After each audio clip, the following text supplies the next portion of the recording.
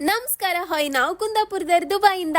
ನಿಮ್ಗಿವತ್ತು Dubai ಬಸ್ಸಿನ ಬಗ್ಗೆ ಹೇಳುವ ಅಂದೇಳಿ. ಅಯ್ಯೋ ಬಸ್ಸಾ, ಅದ್ರಾಗೆ ಅಂತ ವಿಶೇಷ ಅನ್ಬೇಡಿ.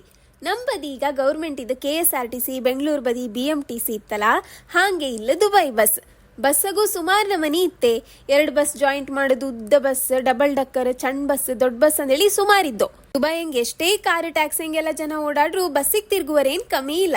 ಇನ್ನೇಗಳಿಗೂ ತುಂಬಾ ಟ್ರಾಫಿಕ್ ಇಪ್ಪ ಬದಿಯೆಲ್ಲ ಗೌರ್ಮೆಂಟ್ ಟ್ಯಾಕ್ಸಿ ಬಸ್ ಹಾಪ್ಗೆ ಸಪರೇಟ್ ರೋಡ್ ಇತ್ತು.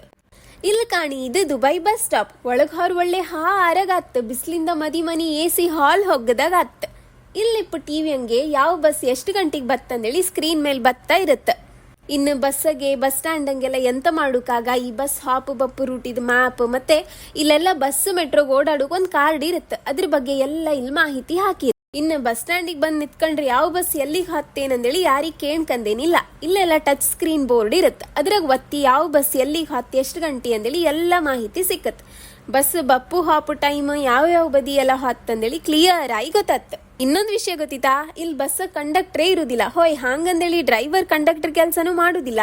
ನೋಲ್ ಕಾರ್ಡ್ ಅಂದೇಳಿ ಇರುತ್ತೆ. ಆಗಳನ್ನ ಹೇಳದ್ ಇದೇ ಕಾರ್ಡ್ ಬಗ್ಗೆ. ಅದಕ್ಕೆ ದುಡ್ಡು ಹಾಕಿ ಬೆಚ್ಕೊಂಡ್ ಬಸ್ ಒಳಗೆ ಹಾಪ್ಕು ಅಲ್ಲೊಂದು ಮಷೀನ್ ಇರುತ್ತೆ. ನಮ್ಮ ಕಾರ್ಡ್ 10 ಹೊತ್ತಿಗೆ 7 ಹೊತ್ತಿಗೆ ಒತ್ತರಿಸೈ ನಾವೆಲ್ಲಿ ಹತ್ತಿ ಎಲ್ಲಿ ಇಳಿತ್ ಲೆಕ್ಕ ಹಾಯ್ಕೊಂಡು ಅದು ಎಷ್ಟಾಯ್ತು ಅಷ್ಟು ಕಟ್ ಮಾಡ್ಕಂತತ್ತೆ. ಬಸ್ 10 ಹೊತ್ತಿಗೆ ಗಡಿ ಬಿಡಿಯಂಗೆ ಒತ್ತದಿದ್ರೆ ಮಧ್ಯೆ TC ತರ ಚೆಕಿಂಗ್ ಬತ್ರೆ. ಕಡಿಮೆ ಅಂದ್ರೂ ಇಲ್ಲಿ 100 ದಿರಾಮ್ಸ್ ಫೈನ್ ಹಾಕ್ತ್ರು. ಊರಿದೊಂದು 2300 ಆಯ್ತು. ಮತ್ತೆ ಎಲ್ಲರೆದ್ರಿಗೂ ಹೇಸಿಕೆ ಅಲ್ದೆ, ಅದಕ್ಕೆ ಎಲ್ಲರೂ ನೆನಪಿಂದ ಸ್ಕ್ಯಾನ್ ಮಾಡ್ತ್ರ. ಇನ್ನೊಂದ್ಸರಿ ನಿಮ್ಗೆ ಬಸ್ ಒಳಗೂ ಕರ್ಕೊಂಡು ಹಾಪಾಯ್ತಾ? ಮತ್ತೆ ಸಿಗುವಾಕ